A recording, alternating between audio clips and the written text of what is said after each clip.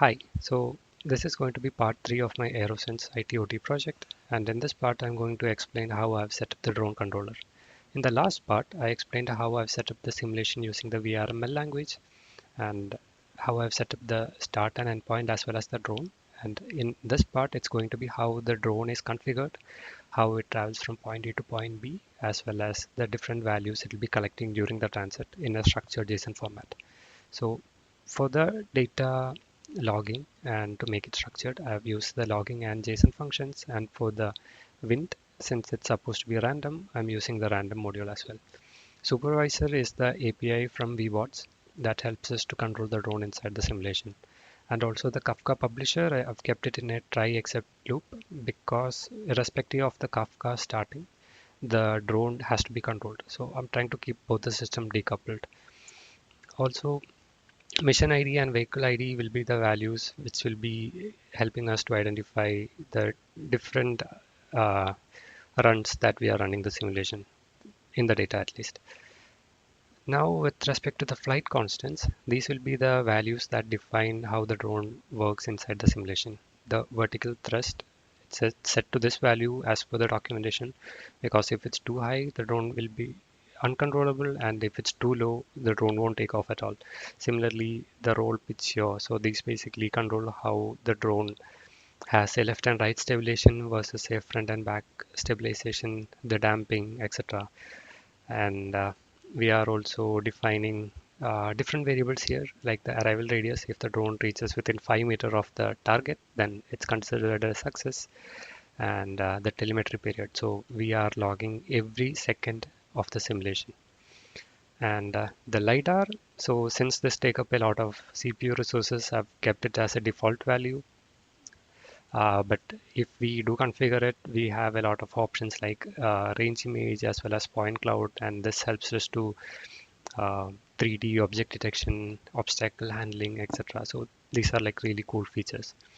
The next will be the logging. So we could use struct log, which would help us to easily ingest data to Kafka. And though this would be easier since we are trying to decouple both the systems, we have used the lightweight logger and JSON functions itself. So what this function does is it will extract all the values from the simulation. It will convert it into a JSON format, and if there are any extra fields that are to be captured that come up in the log, it will be handled by the JSON formatter. So basically, the whole function makes the output data into a structured JSON format so that it could get ingested onto the downstream systems. Okay, so now on to the pure flight helpers. So I have defined four functions: the clamp, vertical input, the battery drain, as well as the wind force. So the clamp, it helps to control the control variables. So with respect to the roll, pitch, yaw, etc. For the corrections, the clamp function helps to define the upper and lower limit of the control function.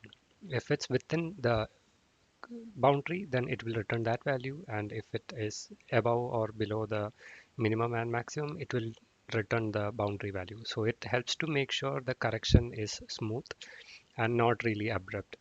And the vertical input, it helps to maintain the drone's altitude, or it helps to control the control variable that helps to maintain the drone's altitude throughout the simulation. So the target altitude, it's 20 meters above the ground, and if the altitude the drone is set at that moment is below or above 20 meters, it will apply a correction which is within the range of -1 to 1. And we are using a cubed clamp value as a function of multiplied by the vertical p-value, and we are using this function in order to maintain the drone's altitude. So if the drone is, let's say, 19 meters above the ground or 21 meters above the ground, that's just a small difference, and the corrections will be slow and smooth. And if the values are really varying, and if, let's say, if the drone is at 5 meters or 50, then the corrections will be stronger. With respect to the battery drain, it's being calculated as a function of mean power, battery drain rate, as well as time. And we are also returning the minimum value, making sure the minimum value is never below 0. And for the wind force, we are using the simulation time to create a sinusoidal wave that simulates the wind inside the in the simulation, and we are using a random number generator to define a angle at which the wind is moving. So this is the flight helper functions, and the next is the main. So in the main, I have defined the logger and random variable, the RNG. So it helps with the wind direction, and if the bridge is available, we'll start the Kafka streaming as well. And since, as I've written here, failure is non-fatal for Kafka, since the system is decoupled. And if it fails, we'll log and we'll move on, else we'll start streaming. Next, it's the supervisor is initiated. That's the Vbot's API for controlling the drone inside the simulation, and the basic time step is the time inside the simulation. And with this time, we are enabling the GPS, the IMU, the gyro, and the compass. So these are the devices from which we'll be collecting data inside the simulation. The camera is optional at this point because if you are not watching the simulation, then the camera is not required. Then I have initialized the front left and right and the rear left and right drone propellers.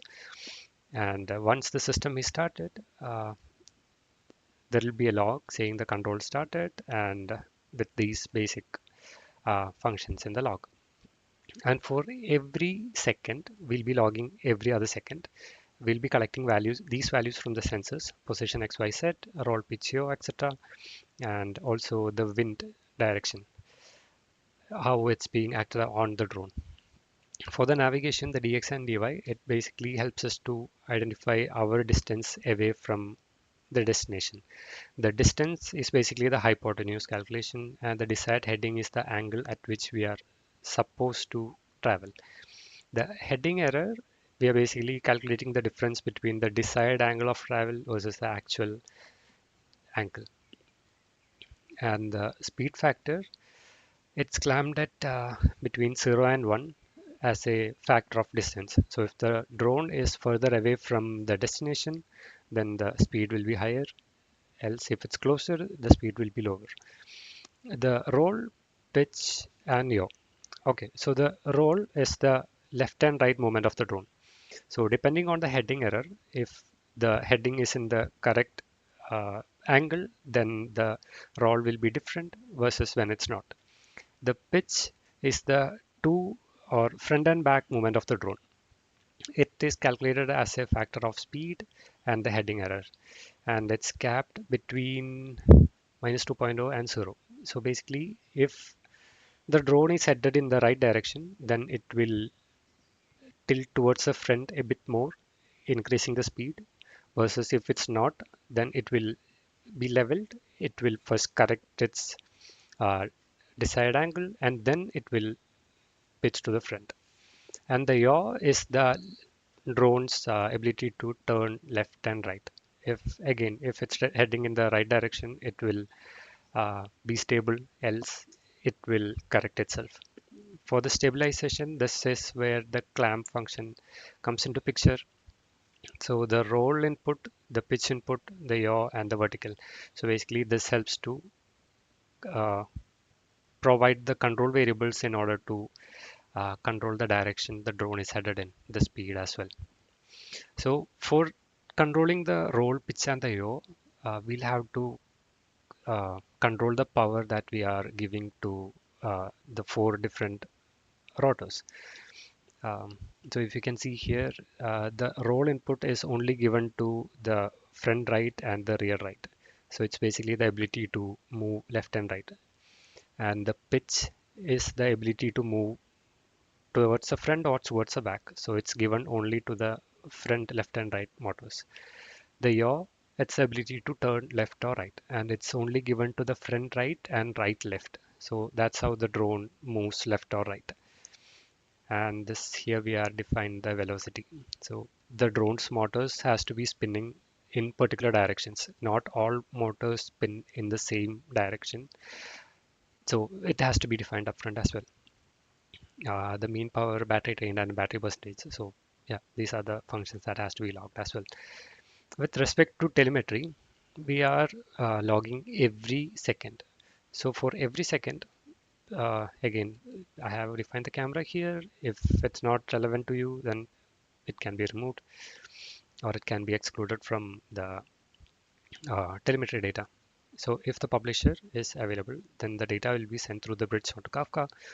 We'll be logging the GPS, IMU, gyro, compass, all these data.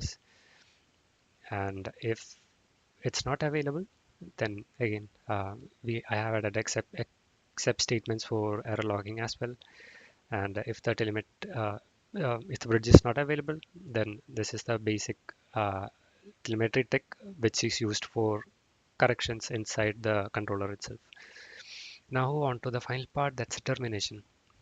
So if the distance the drone is set is within 5 meters within the destination, then it's considered as a success. So target reached. Or if the battery has depleted, then the battery has depleted. It'll be logged and the simulation will end.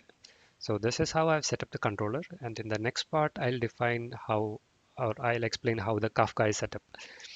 Before ending this particular session, I'll show how the data from the logs looks like. So I have already set up the Kafka streams onto a PostgreSQL database, and this is the bronze table. So I'm using a Medallion architecture, so I can keep the raw data as well as the process data if I need to process the same thing again for some reason. So in the bronze table, you can see the Kafka offset, the partition. I'm using a single partition timestamp. This is from the simulation, and the ingested at is the time returned to Kafka. And yeah, you will only be able to find like a really small, minute difference. The simulation time, the battery, the speed, and this is the raw payload. The LiDAR distance, it's kept default at 30. The wind, if you can see here, this is a random simulation. For the raw payload, you'll be able to see the simulation type, the position XYZ, the GPS, latitude, longitude, altitude, etc., the IMU, the roll pitch yaw, all those variables. And I have added a um, extra variable saying process to silver in order to make sure if this particular row entry has been moved to silver as well. In the silver table, I have expanded it or exploded it, and this is the position XYZ, roll PTO. So all the variables are in a different column now instead of in the payload section. And this is where I'm at right now. And in the next video, I'll explain the Kafka streaming as well as the downstream processing of this data. Thank you.